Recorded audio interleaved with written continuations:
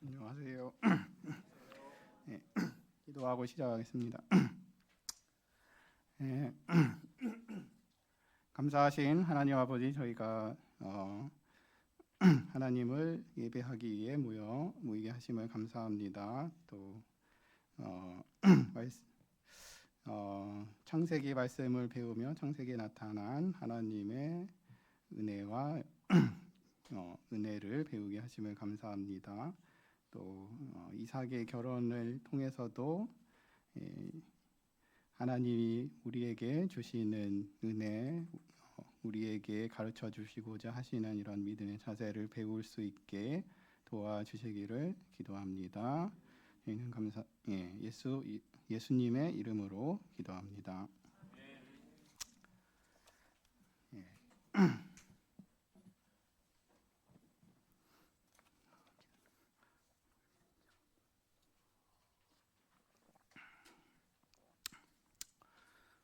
네, 요즘엔 드라마의 소재가 다양하지만 과거 드라마를 보면 남녀 주인공이 연애를 시작해서 결혼을 하려고 하는데 두 주인공을 둘러싼 가족, 친구 등 다양한 사람들이 갈등하다가 화합하면서 결혼으로 끝나는 내용이 많았습니다. 주인공 둘의 사랑 이야기뿐 아니라 다양한 인간 군상의 이야기를 다룰 수 있어서 그렇게 했을 텐데 아직도 그런 고전적인 드라마를 좋아하시는 분들이 계신가요? 안 계신가요? 요즘은 네. 이삭의 결혼도 그런 방식으로 전개되지는 않지만 또 흥미를 불러일으키고 영적인 의미가 풍부한 이런 드라마로 읽어볼 수 있습니다. 그런데 문제는 저는 그런 드라마나 로맨스물을 전혀 보지 않을 정도로 남의 연애나 결혼 이야기에 관심이 없다는 것입니다. 또 남에게 결혼을 이렇게 해야 한다고 조언할 위치에 있지도 않습니다. 그래서 메시지를 준비하려고 보니 제목이 이삭의 결혼이어서 방향 잡기가 어려웠습니다. 지난주처럼 이렇게 주제가 경외 이렇게 들어가 있으면 쉽게 쓸 것 같은데 결혼이라고 하니까 뭐라고 써야 될지 어려웠습니다. 이 메시지를 어떻게 쓸까 고민하다가 우선은 각 사람이 하나님 앞에서 크고 중요한 일을 어떻게 해나가야 하는지에 대해서 정리해 보기로 했습니다. 혼사를 일륜지 대사라고 하는데 아브라함 집안의 큰 일에 대해서 각 주체들이 어떻게 했는지 알아보고자 합니다. 그러면 우리는 이 말씀으로부터 인생의 중요한 일을 결정해야 할 때 가이드라인을 찾을 수 있을 것이기 때문입니다. 아브라함의 아들 이삭의 결혼에 연관되는 사람들이 많았습니다. 장거리 결혼을 해야 했기 때문인데 그 사람들과 그 과정을 하나님께서 주관하셨기 때문에 놀라운 결과가 있었습니다. 그러면 이삭의 결혼에서 어떤 일들이 있었으며 각각의 관계자들은 어떻게 했습니까? 우리가 이를 통해서 이삭의 결혼을 주관하시며 섭리하신 하나님은 어떤 분이신지를 배우고 우리도 크고 중요한 인생사를 만날 때 이 하나님을 믿고 의지하는 사람이 되기를 기도합니다. 결혼은 누구에게나 인생의 중요한 일이지만 아브라함의 아들 이삭의 결혼은 더욱 중요한 의미가 있었습니다. 창세기 22장 17절을 보면 하나님께서는 이삭을 돌려주시면서 아브라함에게 내가 네게 큰 복을 주고 내 씨가 크게 번성하여 하늘의 별과 같고 바닷가의 모래와 같게 하리니 내 씨가 그 대적의 성문을 차지하리라 라고 말씀하셨습니다. 하나님께서 주신 약속, 그의 후손이 번성하게 될 미래가 이삭을 통해서 이루어질 것이었습니다. 그러므로 이삭과 누군지 모를 그의 아내가 좋은 부부, 좋은 부모가 되어 자녀를 낳고 기르는 것이 중요한 일이 된 것입니다. 하나님께서 사람들에게 주시는 선한 역사를 이루어 주시고 복을 널리 주시겠다는 약속이 이루어가는 과정에 이삭의 결혼이 중요하게 위치하게 되었습니다. 이를 통해서 이어지는 계보가 우리를 죄에서 구원하실 예수 그리스도까지 연결된 것을 생각하면 더욱 그렇습니다. 그래서 이삭의 결혼은 착한 드라마 같은 결혼 이야기일 뿐 아니라 하나님의 역사에서 중요한 장이었습니다. 그래서 이를 위해 하나님은 아브라함의 종 같은 사람들이 이를 잘 섬기며 준비하게 하셨을 뿐 아니라 이삭과 함께 리브가를 하나님의 역사에 쓰시기 위해서 이 드라마의 주인공으로 준비하시고 캐스팅하셨음을 볼 수 있습니다. 그러므로 이삭과 리브가의 결혼은 하나님께서 우리에게 주시는 생명과 복의 약속을 위해 하나님이 아름답게 준비하시고 이루어 가신 일임을 생각하며 볼 수 있습니다. 우리에게 구원의 약속을 주실 뿐 아니라 이를 가장 아름답고 선하게 이루어 가시는 하나님의 은혜를 또한 배울 수 있기를 기도합니다. 아브라함은 어떻게 했습니까? 아브라함이 나이가 많아 늙었습니다. 그래서 이제 이삭이 하나님의 약속을 계승하여 지켜갈 일이 중요하게 되었습니다. 지난주 말씀을 통해서 볼 수 있었듯이 아브라함은 그의 독자 이삭보다도 하나님을 더욱 중시하고 우선시하는 믿음을 가졌습니다. 그래서 아브라함은 그의 아들의 결혼에 대해서도 그냥 아들이 좋아하는 대로 맡겨놓기보다는 이삭이 하나님의 뜻에 합당한 방향으로 아내를 택하도록 돕고자 하였습니다. 그래서 아브라함은 이삭의 결혼을 위해 결정사를 찾아가지 않았습니다. 그보다는 이 일을 위한 원칙과 방향을 하나님으로부터 찾고자 했습니다. 아브라함은 이삭의 결혼에 대해서 하나님께서 그동안 함께해 오신 일의 연장선상에서 하나님의 뜻을 고려하여 원칙을 세우고 방향을 정하고자 했습니다. 아브라함에게 하나님은 어떤 분이었습니까? 창세기 12장 1절을 보면 하나님은 너는 너의 고향과 친척과 아버지의 집을 떠나 내가 내게 보여줄 땅으로 가라 라고 말씀하시며 그를 고향 땅을 떠나 가나안으로 인도하셨습니다. 또 창세기 17장 7절을 보면 하나님은 내가 내 언약을 나와 너 및 내 대대 후손 사이에 세워서 영원한 언약을 삼고 너와 내 후손의 하나님이 되리라 라고 말씀하셨습니다. 하나님은 아브라함과 그의 모든 후손들이 언약을 믿고 지키며 하나님을 주로 섬기는 자들이 되게 하고자 하셨습니다. 그러므로 이삭이 하나님을 믿고 하나님의 언약을 믿고 지키며 하나님만을 주로 섬기며 살아야 하고 그것은 그의 결혼하여 동역할 그의 아내도 마찬가지여야 했습니다. 그래서 아브라함은 가나안 족속의 딸 중에서 이삭의 아내를 택하지 않고 여호와 하나님의 이름을 부르며 주로 믿는 백성들의 계보에서 이삭의 아내를 택하고자 하였습니다. 지금 아브라함이 거주하는 가나안 땅의 족속들 가운데에는 그런 사람을 찾기 어려웠습니다. 그런데 마침 그가 떠나온 고향 땅에서 여호와의 이름을 부르는 사람들이 아직 존재함을 들었습니다. 그래서 그는 그의 고향 땅으로 사람을 보내어 이삭의 아내를 찾아보고자 하였습니다. 또 아브라함은 이삭의 아내가 될 사람이 가나안 땅으로 와야 한다고 했습니다. 하나님은 아브라함을 그의 고향 땅에서 불러내어 가나안 땅에서 살게 인도하셨습니다. 또 가나안 땅을 그와 그의 자손들에게 주시겠다고 약속하셨습니다. 그래서 아브라함은 이삭의 아내가 될 사람이라면 하나님의 약속을 믿고 가나안으로 올 수 있는 사람이 좋겠다고 생각했습니다. 이삭 또한 하나님의 약속을 믿고 계승하여서 가나안 땅에 계속 머물면서 살아야 한다고 생각했습니다. 그런 둘이 가나안에서 만나 함께 살며 하나님을 믿고 섬기며 사는 것이 가장 이상적이라고 생각했습니다. 그래서 아브라함은 종을 불러 이삭의 아내를 찾도록 하면서 그의 고향 땅으로 가서 찾을 것과 이삭의 아내가 될 사람이 가나안 땅으로 올 것을 조건으로 걸었습니다. 그런데 그게 쉬운 일이 아닙니다. 요즘처럼 세계가 글로벌화되어 국제 결혼이나 결혼 이주가 활발한 시대가 아니었습니다. 장거리 연애나 결혼조차 거의 힘들었던 시대입니다. 고대 사회에서 그것도 여자가 메신저의 말만 듣고 먼 거리를 결혼하러 떠난다는 것은 쉽지 않은 일이었습니다.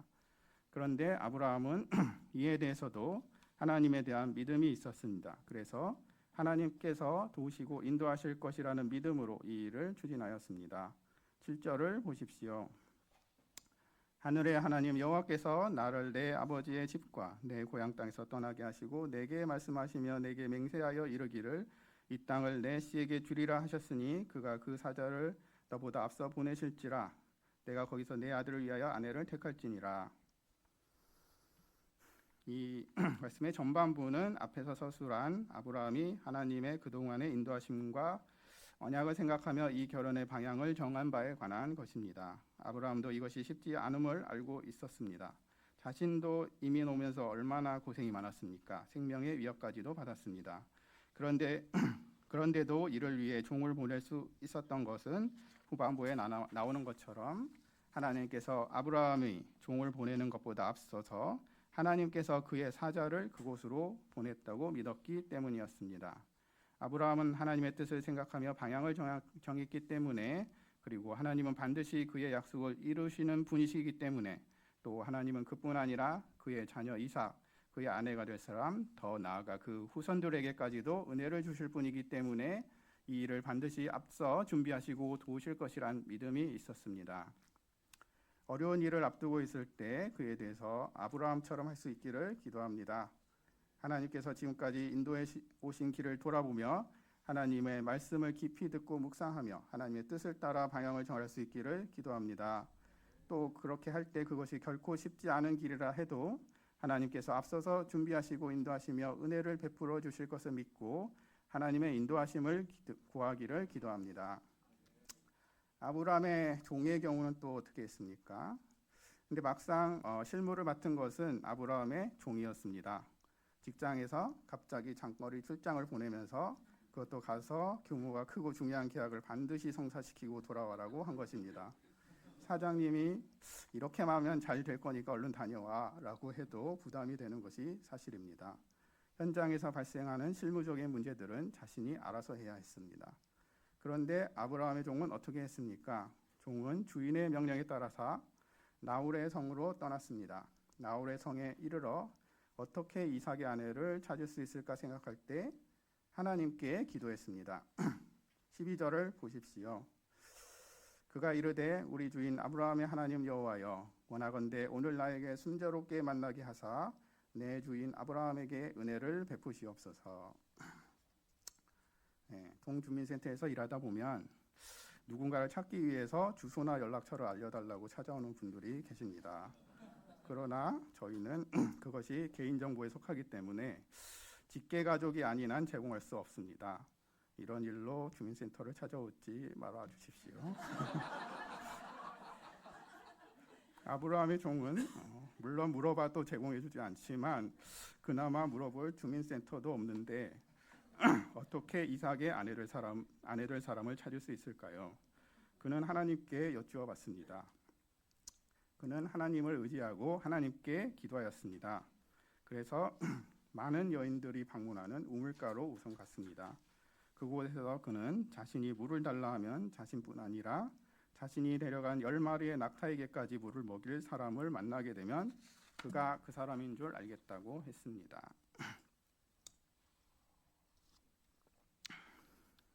이는 쉬운 일이 아닙니다. 낙타 10마리에게 물을 먹이려면 엄청나게 많이 움직여야 하는데 누가 낯선 노인에게 그렇게 해주겠습니까? 그렇게 할 바에야 자신이 직접 성안을 발로 뛰는 게 낫겠다고 생각할 수도 있었습니다. 그러나 종은 하나님께서 도우실 것이란 믿음, 하나님의 인도하심에 따라서 해야 한다는 믿음으로 기도하며 길을 찾았습니다. 이같이 어려운 일을 실제적으로 해나감에 있어 가장 필요한 것은 기도입니다. 기도하며 하나님께 도움을 구해야 합니다. 아브라함의 종에게서 먼저 기도하며 하나님의 도우심과 인도하심을 찾는 것이 얼마나 중요한가 볼 수 있습니다. 그때 한 소녀가 나타났는데 그에게 종이 물을 달라고 청하니 물을 마시게 했을 뿐 아니라 모든 낙타들을 위하여서도 물을 배불리 마시게 했습니다. 이를 보고 종이 그가 누구인지 묻자 그는 밀가가 나홀에게서 낳은 아들 부두엘의 딸이라고 했습니다. 그는 아브라함이 찾던 고향 땅의 자기 족속의 사람이었습니다. 종은 하나님께서 순조롭게 그를 만나게 하신 것을 보고 기뻐하였습니다. 그리고 여호와 하나님을 찬송하였습니다. 하나님의 사랑과 성실로 그 길에서 그를 인도하여 주셔서 나홀의 성에서 여호와 하나님을 믿는 자를 만나게 하셨기 때문입니다. 이 경우에는 아주 순조롭게 일이 잘 되었는데 사실 실제 삶에서는 이렇게 신속하고 순조롭게 일이 되지는 않는 경우가 많습니다. 저도 취업에 성공하기까지 신속하지도 순조롭지도 않았습니다. 그러나 하나님께서 인도하실 것을 믿고 계속해서 나아갈 수 있었던 것은 가족들이 기도로 지원해 주었기 때문에 그리고 저도 시험에 실패하여 실망할 때마다 그래도 기도하였기 때문이었을 것입니다. 기도를 통해서 반드시 합격을 주실 것이니 다시 도전하게 믿음을 주셔서 포기하지 않고 도전하여 이렇게 되었습니다. 그러므로 아브라함의 종처럼 전례 없는 일에 도전하느라 막연할 때나 실패하여 과연 될까 의심될 때나 기도하여 하나님의 뜻을 찾고 하나님께 도움을 구하여 믿음을 덧입는 것이 필요합니다. 또한 아브라함의 종은 하나님께 공을 돌리고 하나님께서 주신 은혜를 드러내는 하나님을 중심에 두는 마음이 있었습니다. 그래서 아브라함의 종은 리브가의 가족들을 만나 어떻게 된 일인지 자세하게 브리핑했는데 거기에는 하나님의 역사하심, 하나님의 은혜가 풍성하게 나타나 있습니다. 30 나올 텐데요. 35절, 40절, 42절, 48절 등등 여러 부분에 나오고 있습니다. 그랬기 때문에 리브가의 가족들은 낙타 10마리를 끌고 와 금으로 된 코걸이와 손목걸이를 준 노인의 말은 믿을 수 없었을지도 모르겠지만 여호와 하나님께서 하신 일에 대한 증언을 듣고는 종의 청을 거절할 수 없었습니다. 우리는 아브라함의 종을 통해서 하나님께서 가리키시는 방향으로 실제 나아갈 때에도 믿음이 필요한 것을 볼 수 있습니다. 그 구체적인 방법과 일정을 모를 때 기도하며 하나님으로부터 도움을 구하고 이미 우리를 위하여 먼저 준비하시고 일하고 계신 하나님을 잘 따라갈 수 있도록 인도하심을 구하는 것이 필요합니다. 또 그것이 잘 되든 어려움에 빠지든 하나님께서 결국 선하게 이루실 것이며 실제로는 어려운 고비마다 하나님의 은혜가 있었음을 생각하며 하나님을 찬송하는 믿음이 필요합니다. 아브라함의 종은 놀랍게도 그런 믿음이 있었습니다. 그리고 아브라함과 그의 종의 놀라운 믿음의 모습을 보며 또한 하나님의 은혜를 보게 됩니다. 하나님은 아브라함을 불러내어 가나안 땅으로 인도하셨습니다. 그것은 믿음의 조상을 세우시고 그의 후손들이 그들을 보는 믿는 사람들이 하나님께서 우리에게 복을 주시고 무엇보다 큰 복, 구원의 은혜를 주실 예수 그리스도를 보내주실 분이심을 보게 하십니다. 이를 위해서 이삭의 결혼과 같은 일도 아름답게 이루어 가시고 이를 통해서 언약을 반드시 지키실 것임을 보여주심을 보게 하십니다. 이삭의 결혼이 이루어가는 과정을 보며 이를 위해 앞서서 준비하시고 순조롭게 이를 이루게 하시는 하나님의 은혜를 찬송하기를 기도합니다. 또한 이것이 단순한 결혼 이야기가 아니라 하나님께서 우리에게 구원의 은혜를 주시기 위해 얼마나 다방면으로 일하시고 준비하고 계셨는가를 보여줍니다. 우리를 위해서 앞서 준비하시고 구원의 역사를 이루어 가시는 하나님을 찬양하기를 기도합니다. 그리고 그 과정에서 하나님의 뜻을 잘 따라갔던 아브라함과 아브라함의 종으로부터 믿음의 자세를 배울 수 있기를 기도합니다. 그러면 리브가에 대해서 또 살펴보겠습니다. 리브가는 어느 날 우물가에서 낙타 10마리를 끌고 멀리서 온 노인을 만났습니다. 그런데 그가 물을 달라고 하자 그에게 물을 주었을 뿐 아니라 낙타 10마리까지 물을 자발적으로 먹였습니다. 리브가는 왜 이렇게 했을까요? 리브가는 평소부터 노인 공경을 잘 하기 때문에 이렇게까지 친절을 베풀었을 수도 있습니다. 혹은 그날따라 마음이 평안하고 가벼워서 그런 수고를 충분히 할 수 있는 마음 상태였는지도 모르겠습니다. 그런데 하필 그때 그런 일이 일어난 것은 하나님께서 리브가를 택하시고 그동안 준비해 오셨기 때문이 아니었을까 생각합니다. 그래서 아브라함의 종은 그렇게 기도하고 바로 리브가가 그를 만나고 그런 행동을 하는 일이 벌어지지 않았을까 생각합니다. 또한 리브가는 가족들이 며칠이라도 함께 머물기를 바랐지만 곧장 아브라함의 종을 따라 가나안 땅으로 떠나기로 합니다. 소녀가 어느 날 갑자기 집을 떠나 머나먼 것으로 그것도 아직 얼굴도 모르는 사람과 결혼을 위해서 떠난다는 것은 쉬운 일이 아닙니다. 그런데도 바로 가겠다고 한 것을 보면 역시 하나님께서 리브가를 이미 준비시켜 오셨으며 그러한 상황에도 기꺼이 그렇게 할 마음을 주셨기 때문일 것으로 생각합니다. 리브가는 그동안 어떻게 살았을까요?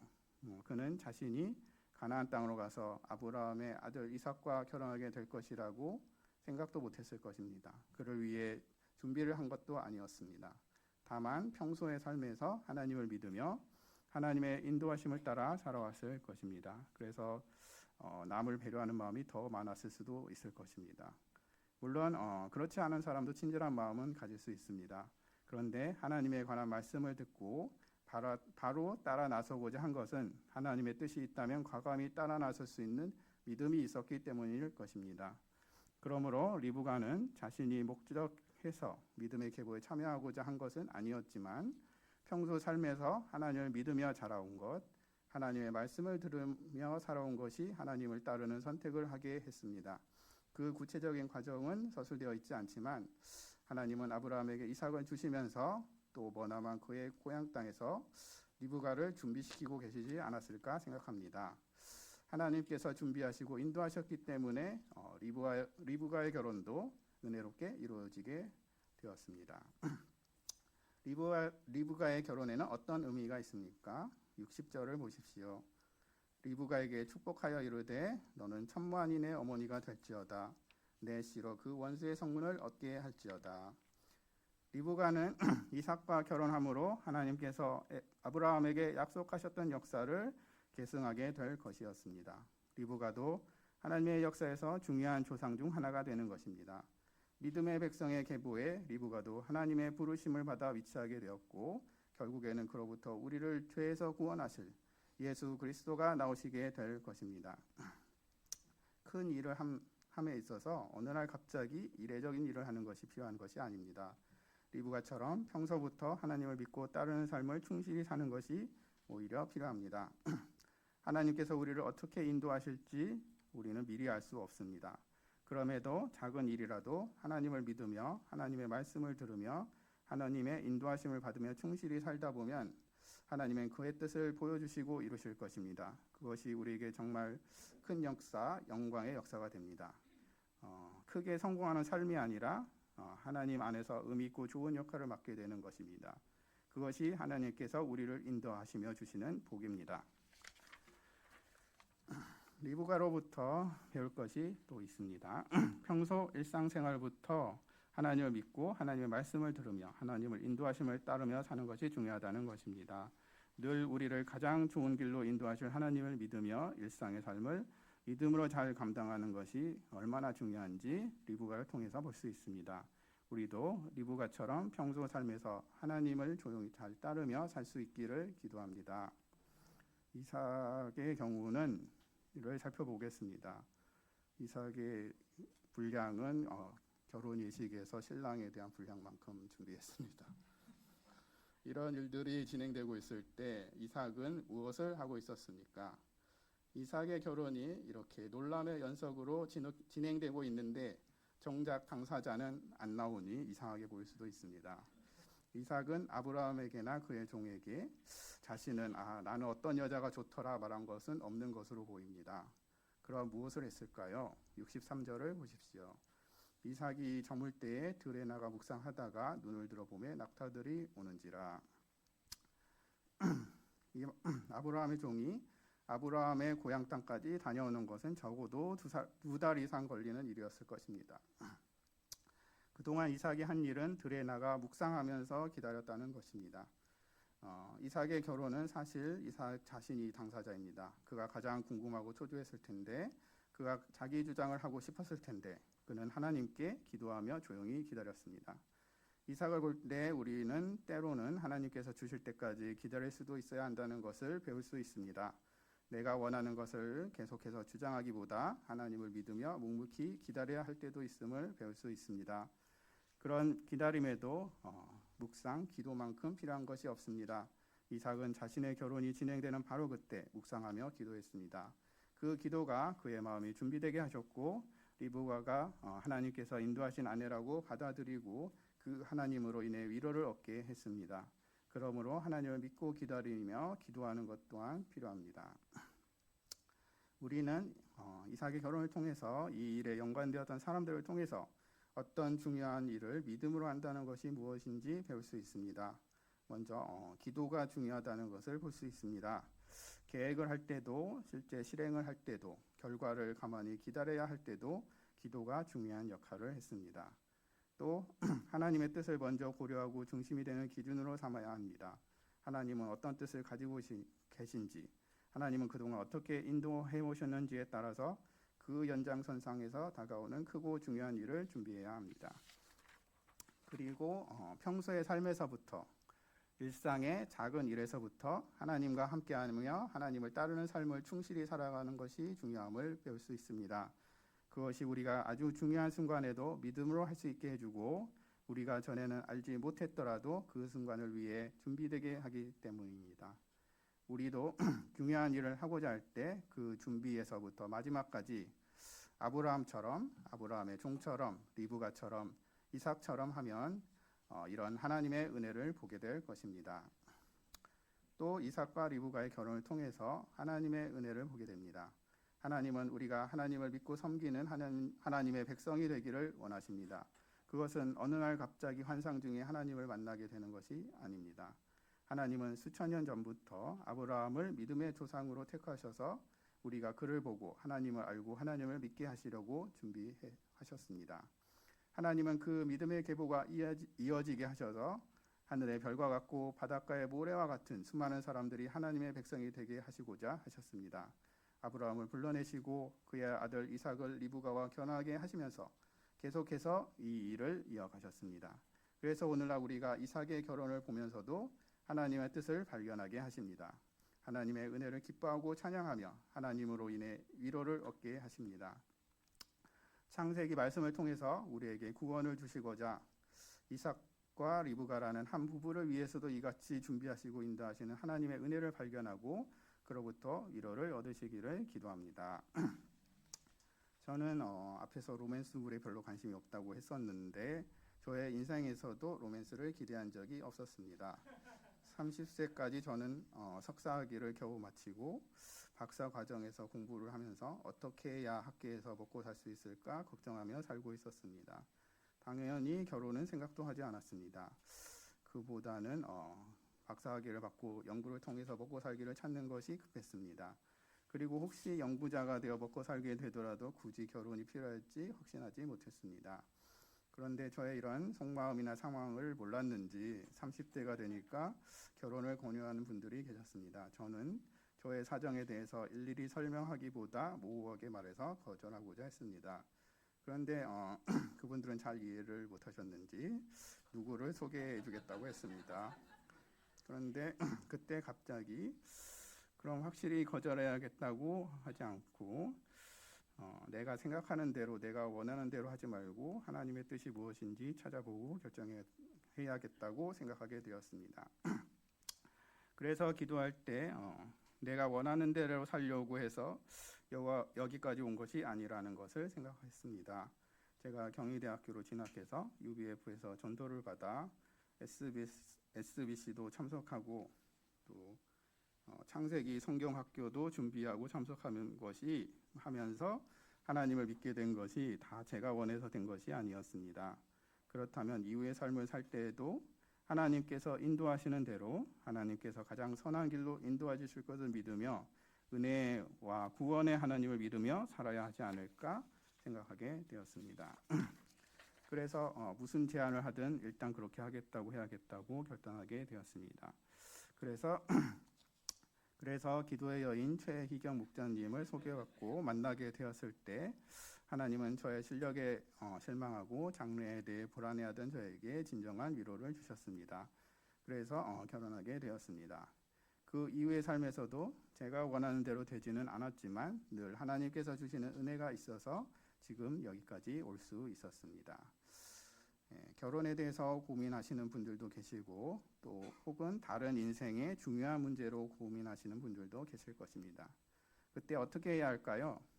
이삭과 리브가의 결혼을 위해서 아브라함의 종과 이삭과 리브가가 했던 것으로부터 배워서 각자의 상황에서 할 일을 발견할 수 있기를 기도합니다. 하나님의 뜻을 찾고 기도하며 믿음을 가지고 그 문제에 한 발 한 발 다가가다 보면 은혜를 체험할 수 있을 것입니다. 그리고 이삭과 리브가의 결혼을 보며 우리가 어떻게 하기 힘든 큰 문제일지라도 하나님께서는 미리 앞서서 준비하시고 인도하고 계신 것을 볼 수 있습니다. 우리의 하나님도 우리의 삶을 위해 우리의 구원을 위해서 이렇게 세심하게 준비하고 인도하고 계십니다. 그런 하나님을 믿고 그의 인도하심을 따라갈 수 있기를 기도합니다. 네, 기도하고 마치겠습니다. 네, 감사하신 하나님 아버지, 이 하나님께서 이삭의 결혼을 준비하시고 이루심으로 해서 믿음의 계보가 이어지고 우리에게 또 믿음의 조상의 본을 보여주셔서 하나님에 대한 믿음을 가지고 하나님이 주시는 구원의 약속을 또 이루어 가시는 것을 보게 하심을 감사합니다. 이 과정에 저희가 들어가고 참여할 때 또 이런 하나님에 대한 믿음과 순종이 필요한 것을 깨닫게 됩니다.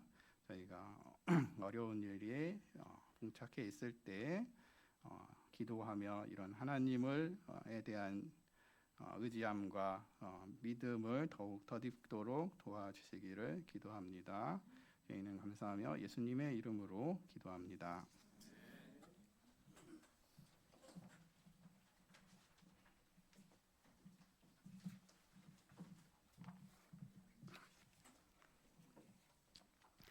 은혜로운 말씀 감사합니다. 다 함께 찬송가 384장 찬송하시겠습니다.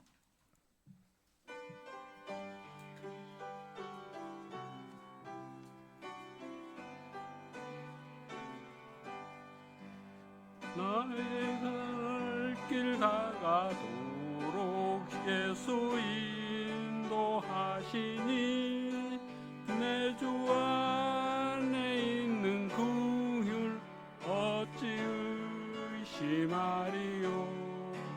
믿음으로 사는 자는 하늘 위로 갔겠네. 무슨 일을 만나든지 만사 형통하리라. 무슨 일을 만나든지 만사 형통하리라. 나의 갈 길 다가도록 예수 인도하시니 어려운 일 당한 때도 족한 은혜 주시네. 나는 심히 고단하고 영혼 매우 가라나 나의 앞에 반석에서 샘물 나게 하시네. 나의 앞에 반석에서 샘물 나게 하시네. 나의 갈 길 다가도록 예수 인도하시니 그의 사랑 어찌 큰지 말로 할 수 없도다. 성령 감화 받은 영혼 하늘 위로 갈 때에 영영 부를 나의 찬송 예수 인도하셨네. 영영 부를 나의 찬송 예수 인도하셨네.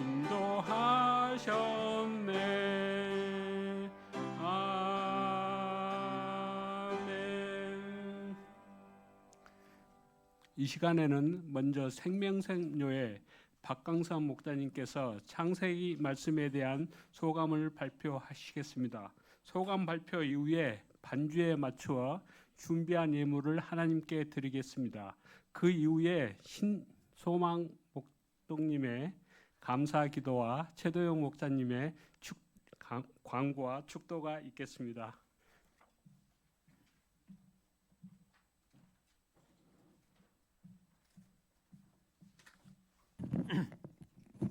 네, 생명샘교회 박강섭 목사입니다.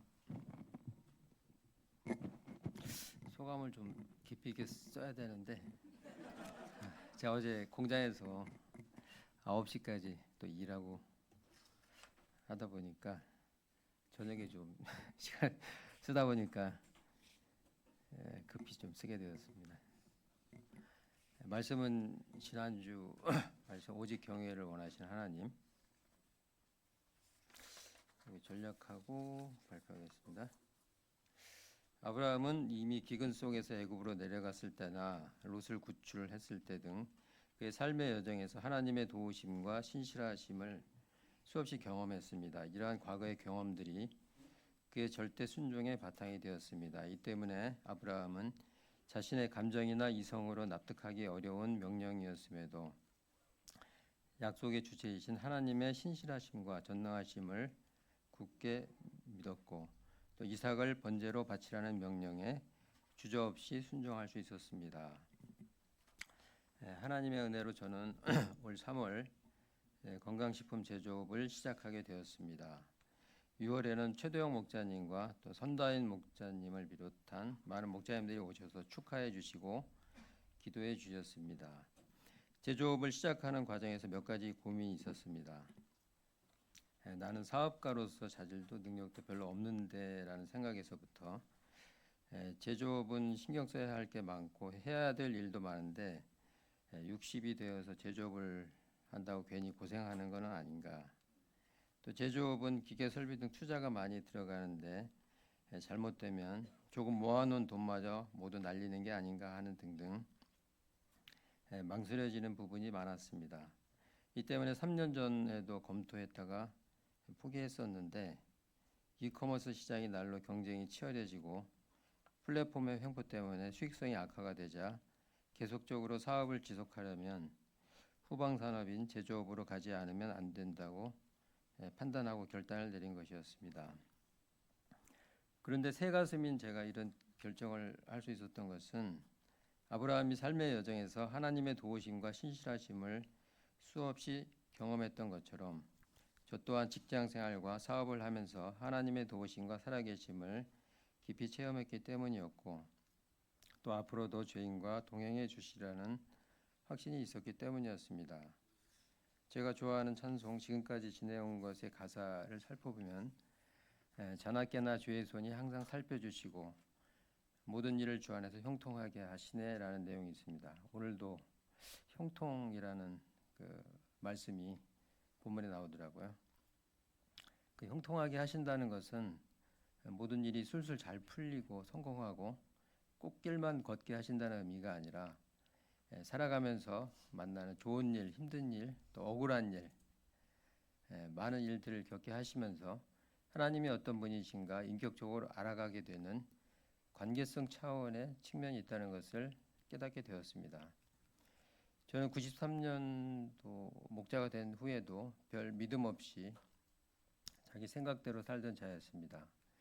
그런데 하나님께서는 직장 생활을 하면서 롤러코스터를 타게 하심으로 하나님을 붙들게 하셨습니다. 그리고 그 과정에서 하나님의 살아계심과 신실하심을 체험할 수 있었습니다. 2004년도 과장일 때 사장님께 밉보이게 되는 일이 있어 구조조정할 때 보자는 얘기를 듣고 노심초사했습니다. 그런데 결과적으로 사업부진으로 그 사장님이 먼저 구조조정이 되어 화를 면하게 하셨습니다. 2009년 금융위기 때는 수입한 제품이 시장 가격 하락과 환율 폭등으로 회사가 100억 가까이 큰 손해를 입게 되었습니다. 그런데 저도 이 일에 책임이 있다고 하여 하루아침에 기획팀장에서 팀원으로 좌천을 당하는 소모를 당하게 되었습니다. 짐을 빼서 팀원 자리로 옮기는데 사람들 보기에 여간 낯이 뜨겁고 부끄러운 일이 아니었습니다. 그러나 2년 후 영업 파트로 옮겨가게 되고 팀장으로 다시 일하는 기회를 얻게 되었습니다. 그러나 전임자로부터 넘겨받은 거래처들 중 이미 큰 부실이 진행되고 있는 업체가 2곳이 있었는데 결국 한 업체가 법정 관리를 신청하면서 60억 원의 부실 채권이 생기게 되었습니다. 이 일로 인사위원회 회부되어 1개월 정직을 당하고 팀원으로 또다시 좌천되는 어려움을 겪게 되었습니다. 또한 회의 때마다 회사에 큰 손해를 입힌 사건으로 도마 위에 오르는 수모를 당해야 했습니다. 그럼에도 1년이 지난 후 하나님께서는 신설부서에서 팀장으로 일할 수 있도록 기회를 주셨습니다. 그러던 중 회사에서는 새로운 사업 돌파구를 찾고자 신규 사업을 추진하고 있었는데 회사 오너는 저를 책임자로 세웠습니다. 그 당시 오너는 배임 횡령 문제로 법적 처벌을 받게 되었는데 심적으로 겪는 어려움 와중에 기독교 신앙을 갖게 되었습니다. 지금은 이제 기독교 신앙이 없더라고요. 오너는 이전에는 저의 신앙을 곱지 않은 시선으로 바라봤었는데 이제는 저를 회사에 큰 돈을 벌어줄 사람이라며 공개적으로 칭찬하며 별로 보여준 것도 없는 저를 임원으로 선임하기까지 하였습니다. 이런 일련의 일들이 저의 능력과 무관하게 전적으로 하나님께서 인도해 오시고 은혜 주신 사실이라는 것을 고백하지 않을 수 없었습니다. 저는 새벽 5시에 출근하여 말씀을 묵상하고 기도하게 되었고 하나님과의 깊은 교제를 통해 말할 수 없는 은혜를 누리게 하셨습니다. 저는 돈을 벌기 위해 직장 생활을 하였지만 겪게 되는 여러 일들을 통해 훈련하시고 살아계시는 하나님께 대한 믿음을 갖도록 도우셨습니다. 24년간 다니던 직장을 나올 때도 두려움이 없게 하셨습니다. 하나님께서는 앞으로도 신실하게 인도해 가실 것이라는 믿음을 주셨기 때문이었습니다. 당시 53세 나이는 기업들이 채용하기에 부담스러운 연령이었습니다. 다행히 한 공구회사가 면접을 보러 오라고 하여 1차 면접을 보고 잠시 파트타임으로 일하기 위해 2차 면접을 가지 않았는데 3개월 후에 연락을 해보니 다른 많은 사람들을 면접봤지만 마땅한 사람을 찾지 못하여 저를 곧바로 임원으로 채용하기로 했다는 얘기를 듣고 이 일도 하나님께서 하셨다는 것을 알게 되었습니다. 이후 사업을 시작하게 된 과정도 하나님의 온전하신 은혜였습니다. 사업은 제게 몸에 맞지 않는 옷 같은 것이었습니다. 저는 사업가의 기질도 없고 사업을 추진해 나갈 능력도 없었습니다. 그러나 하나님은 필요한 때마다 길을 열어주셨습니다. 직장에서 영업할 때 만났던 거래처 사장님이 자기 회사 사무실을 거의 무상으로 쓰게 해주셨고 안여호수아 선교사나 또 김광식 목자님이 원료와 제품 소싱하는 데 도움을 주었습니다. 직장생활 말미에 추진했던 신사업의 경험과 기획 마케팅 경험도 이커머스 사업을 하는 데 도움이 되었습니다. 50대 중반에 포토샵과 일러스트를 배워 웹 디자인과 패키징 디자인을 직접 할 수 있었던 것도 많은 문서 작업 경험이 있었기에 가능한 것이었습니다. 제조업을 준비할 때는 제품을 ODM으로 공급해 주던 제조업체 대표가 도움을 주었습니다. 저보다 13살이 어리지만 목자로서 몸에 밴 습성으로 또 스킨십을 하고 고민을 들어주다 보니 친해지게 되었습니다. 이분은 어떻게 보면 경쟁하는 관계가 될 수 있었음에도 자신의 공장에서 수차례 생산 과정 실습을 하게 해주었고 공장 내부 공사 방법과 또 기계장치 구입에 도움을 주어 시행착오를 줄일 수 있었고 지난 8월에 해썹 승인을 받고 순조롭게 공장을 돌리게 된 것이 모두 하나님의 도우심이 없이는 불가능한 것이었습니다. 현재는 사업 안정화까지 고정비를 줄이고 손실을 줄여야 한다는 생각에 인력 채용을 최소화하여 운영하다 보니 몇 달째 공장에서 밤낮 없이 짐을 나르고 노가다를 뛰고 있습니다. 그런데 하나님께서는 3년 전부터 근력 운동과 탁구 운동을 열심히 하게 하셔서 체력적으로 버틸 수 있도록 도우신 것도 감사 제목이 됩니다. 세상에서는 주인 정신을 가지라는 말 많이 듣습니다. 그런데 곰곰이 생각해 보면 주인이 아닌데 주인 정신을 갖는다는 게 좀 어폐가 있다는 생각이 듭니다. 하나님과의 관계성 측면에서 생각해 보면 더욱 그런 것 같습니다. 자신이 주인이 되려고 할 때 교만하게 되고 하나님의 자리에 서려고 하게 됩니다. 저는 제 인생의 주인이 자신이라고 생각하고 하나님께 대하여 일정한 선을 긋고 살던 자였는데 하나님께서는 사회 경험을 통해 인간이라는 존재가 얼마나 무력한 존재이며 하나님의 도우심이 없이는 한순간도 존재할 수 없다는 것을 철저히 깨닫게 하셨습니다.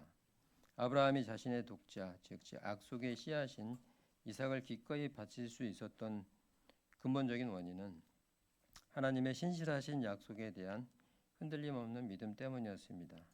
그는 주시는 분도 하나님이요 거두시는 분도 하나님이라는 믿음이 있었습니다.